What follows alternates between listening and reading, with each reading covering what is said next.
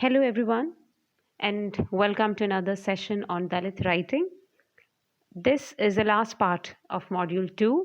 This is part 3, and here again we'll discuss three more poems that has been prescribed for a non-detailed study in your curriculum.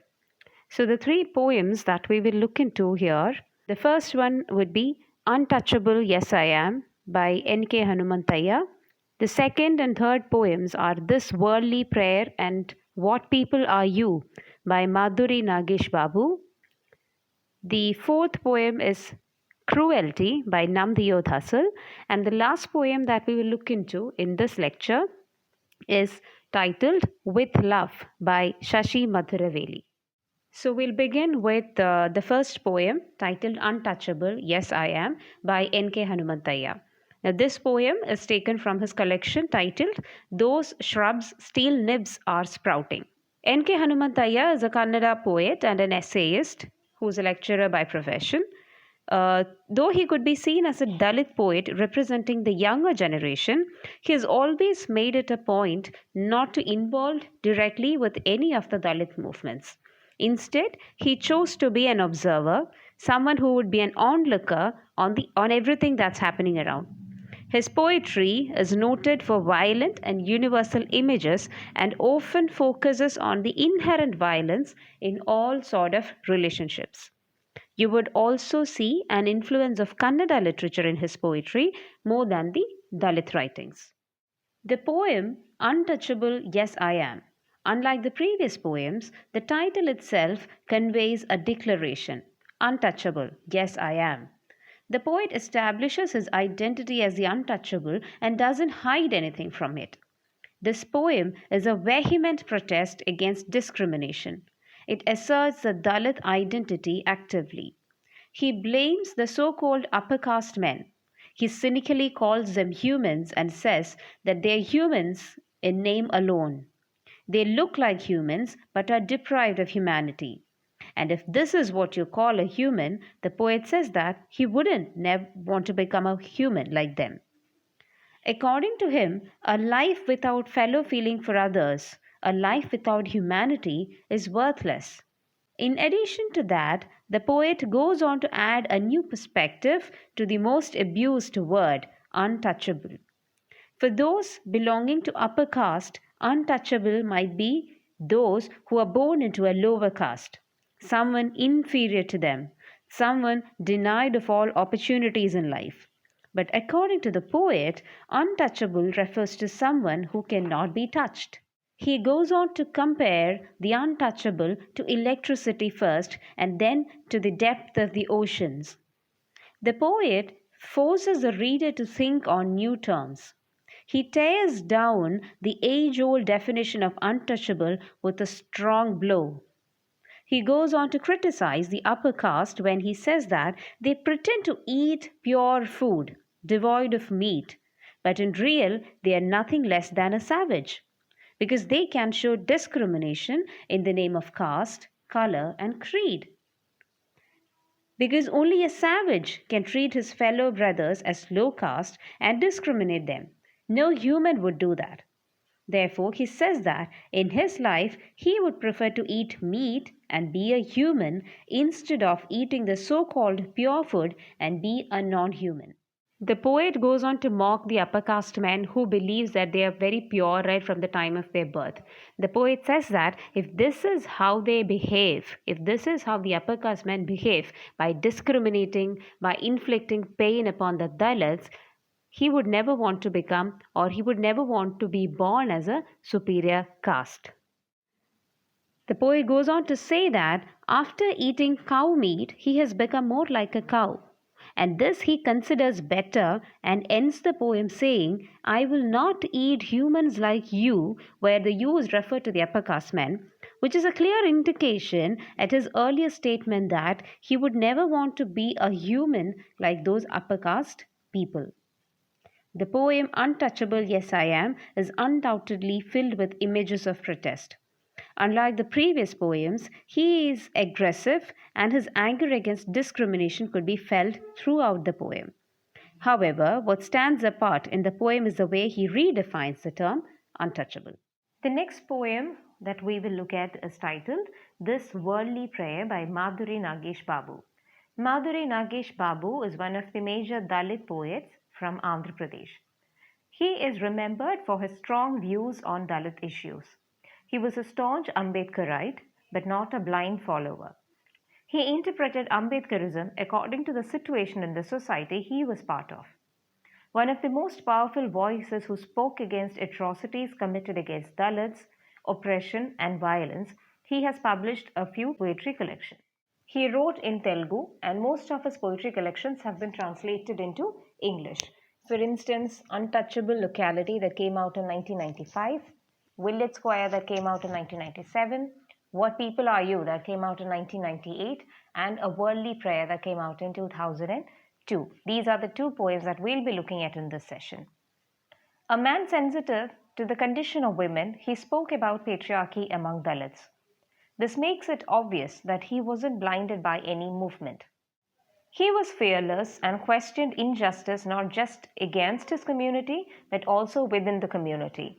He stood for the liberation of Dalits and eventually aimed for a casteless society. He said, "Dethrone these evil forces, show your miracle by giving your speed and power. Amen. Let the liberating thoughts of Ambedkar dawn in all of us. Amen." This poem, The Worldly Prayer, is addressed to Dalit Christians. He thinks they have become meek and subjugated, and he asks them to shed their passivity and go against the Hinduist forces. He assumes the role of a priest, and the poem is like a speech given by a priest in church. He begins the poem thus: "Dear brothers and sisters in humiliation," that reminds us of a priest address in the church. The poem follows a logical way because he starts off explaining the need for liberation of Dalit Christians. The initial stanzas are filled with rhetorical questions. He urges them to become a salvation army in the hour of crisis instead of being passive observers. By referring to them as Salvation Army, he offers them a divine quality. They are called saviors. He digresses from the biblical quotation of love thy neighbor and goes on to add one more commandment to the existing 10. His 11th commandment is hate your enemy with satanic force. He lashes out at those who engage in torturing the Dalit Christians, and therefore he tells them to crucify the Antichrist. You would see biblical images and references being used in a new way. According to him, if Jesus suffered on the cross, he was resurrected on the third day, more powerful and strong. But he asked the Dalit Christians to crucify the torturers to an extent that there is no resurrection for them. This way, they can bring this unfair society to an end and build a casteless society. He prays to Lord Almighty to help these poor people understand their own condition. He continues to pray to sensitize them and also ask God to punish those who inflict pain on these poor Dalits. His plea is so genuine when he says that he might not be able to nourish the Dalits, but at least he can raise his voice against the wrongdoers. He speaks like a true reformer here, and he hence ends the poem with an actual prayer to remove those in power and grant freedom to Dalits. The next poem, again by Madhuri Nagesh Babu, is titled What People Are You? This poem, which is in the form of a question, What People Are You?, is a poem of protest and is filled with images of gruesome violence inflicted on Dalits. The poem opens with a scene of persecution similar to the Nazi persecution of the Jews. The only difference is that it is the Dalits who are being persecuted here. Dalits are tortured by the Hindu fundamentalists to know their caste identity.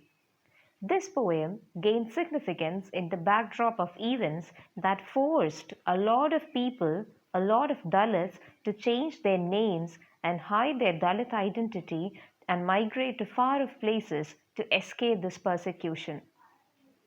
He fills the poem with gory images of violence like nose and ears being chopped off, teeth broken without sedatives, eyelids slashed, and more.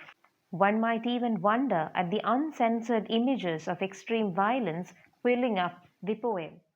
This kind of persecution has long remained in the history. All these gory, violent images reminds us of the persecution of the Christians by the Romans. But this is a deliberate attempt from the poet to wake the reader to the reality around.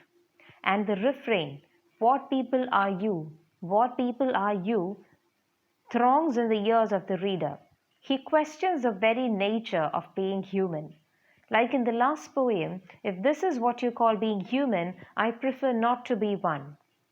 You will find a shift in the poet's tone as he asks back the very people, "Why does it matter to you what caste we are?"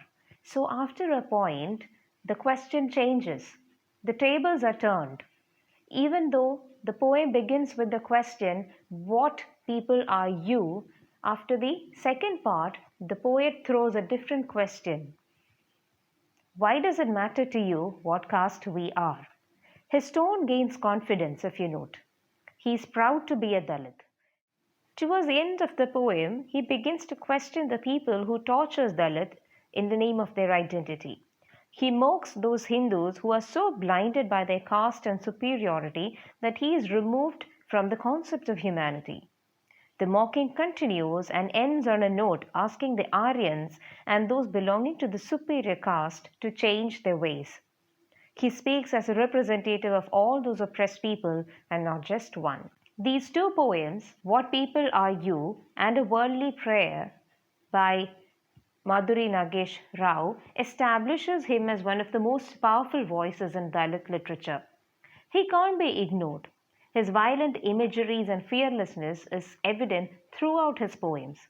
And as the poet intends, it shakes the reader out of a slumber and forces him to look around and sensitize himself to the reality around. The poem Cruelty primarily reminds us of the existence of a group of people deprived of basic necessities. And before you show your contempt at them for being corrupt and violent, remember the society is responsible for making them so. They were never acknowledged, and today they end up in violence only to survive. The fourth poem that we have to look at is Cruelty by Namdev Dhassal. Namdev Dhassal, the Marathi poet and Dalit activist, is by now familiar to you all. He was a prominent leader in the Dalit Panther movement of 1972. We discussed this in the first lecture.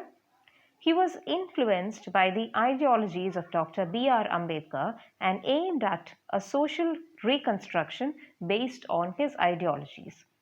His first collection of poetry is titled Gol Pita, and Cruelty, the poem we'll be discussing, is taken from that collection.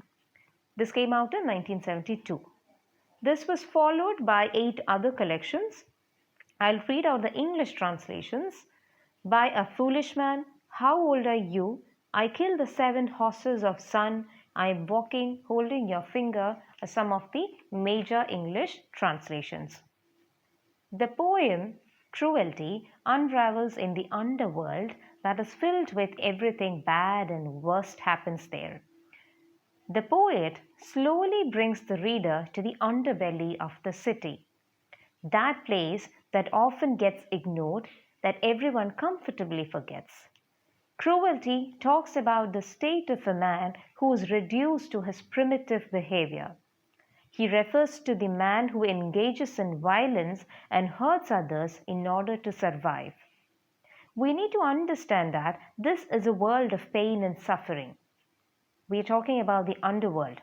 And therefore, the reader shouldn't wonder at the plight of men who belong to such a space. They are forced to lead a life of violence in order to survive because there isn't room for many. For instance, consider the Indian movies depicting the underbelly of India, like Slumdog Millionaire. If you take the case of children there, we'll find kids not in their schools but out in the streets selling knickknacks. They do not enjoy a comfortable childhood. It's not that they do not want to. It's not that it was their choice, but they were never offered any other option. They have no other ways to survive but to follow a life of sufferings. What the poet wants to convey is that the society has become so insensitive to the lower castes that they are forced to become corrupt, suffer, and resort to violence in order to survive. This was never their choice, but they were left without options, and the only reason they are born as Dalits. The poem Cruelty is a sharp reminder of how cruel and insensitive the society has become to the needs of these Dalits. The poem acts as a mirror to our own acts. The last poem in this lecture and in this module is titled With Love, written by poet Shashi Madhuraveli. Shashi Madhuraveli hails from the Kottayam district of Kerala, and his poetry is known for its sophisticated articulation. They are not just expression of Dalit lives but goes beyond that to bring forth the inner experiences of a Dalit in the Dalit world. He started writing poetry in the 1980s, and most of them were published through periodicals like Yukti Rekha, Samakalina Kavita, etc. With Love is a poem that reminds the reader about the discrimination faced by Dalits in the name of the color of their skin. The poem unravels through the character Saumini, a dark complexioned woman. The poem is a stark reminder of how people become insensitive and judge everyone by the color of their skin. One can compare it with the experience of the blacks in the United States of America and elsewhere who still face discrimination that often leads to death in the name of color. As the poem progresses, the poet asks Saumini not to be disheartened because of her color. He says that from time immemorial, poets have written songs praising the dark complexion. He then turns to the reader to question him on the paradox. Despite there being songs praising the color black, those with dark complexion were always discriminated. He says that they are black because they toil in the fields under the hot sun. The poem shows the reader how to respect and give dignity to the hard work they put in. In the end, the poet brings in the image of Kali, the dark-skinned goddess. He asks the Dalits to understand that black is not just a beautiful color, but like goddess Kali, is the symbol of hope and resistance, is a symbol of rage against injustice, besides being a symbol of love. In a society where appearances are the deciding factor, this poem is undoubtedly an eye-opener. Thus, we reach the end of Module 2, and as we reach the end, we've discussed almost 10 poems written by Dalit writers, all of them discussing Dalit issues. And as students of literature, I hope you got a glimpse of the Dalit issues that's taking place around the country. Besides that, it's up to you to decide whether the color of your skin, whether the caste you belong to, whether the community you belong to matters, or all that matters is human or not. Thank you so much for listening. Please comment your doubts or clarifications if you have any.